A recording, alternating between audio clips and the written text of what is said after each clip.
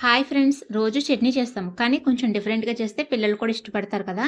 దానికోసం ముందుగా మనకి కారానికి తగ్గట్టుగా పచ్చిమిర్చి కొన్ని నీళ్లు పోసుకొని ఉడికించుకోవాలండి. తర్వాత వేరే స్టవ్ మీద పల్లీలు ఇలాగా మంచి కలర్ వచ్చే వరకు కూడా మంచిగా ఫ్రై అయ్యే వరకు ఫ్రై చేసుకొని ఉడికిన పచ్చిమిర్చి మిక్సీ గిన్నెలో వేసుకోవాలండి. అలాగే సగం కప్పు వరకు కొబ్బరి ముక్కలు వేసుకోవాలి. ఒక కప్పు పుట్నాలు, ఒక కప్పు వేయించిన పల్లీలు కూడా వేసుకొని, రుచికి తగ్గ సాల్టు, కొంచెం అంత చింతపండు వేసుకొని, దీంట్లో కొద్ది కొద్దిగా వాటర్ వేసుకొని మెత్తగా మిక్సీ పట్టుకోవాలండి.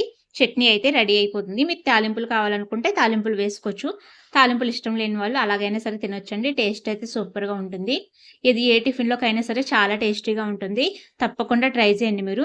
చూడండి చట్నీ ఏ విధంగా రుబ్బుకున్నానండి. తర్వాత దీంట్లోకి కొద్దిగా తాలింపులు వేపుకుంటున్నాను. కొద్దిగా ఆయిల్ వేసుకొని మినపప్పు, శనగపప్పు, ఆవాలు, జీలకర్ర వేసుకొని తాలింపులు ఫ్రై అయిపోయిన తర్వాత చట్నీలో వేసుకొని కలిపేసుకుంటే మన చట్నీ రెడీ అయిపోతుంది. సూపర్ టేస్టీగా ఉంటుందండి. వీడియో నచ్చితే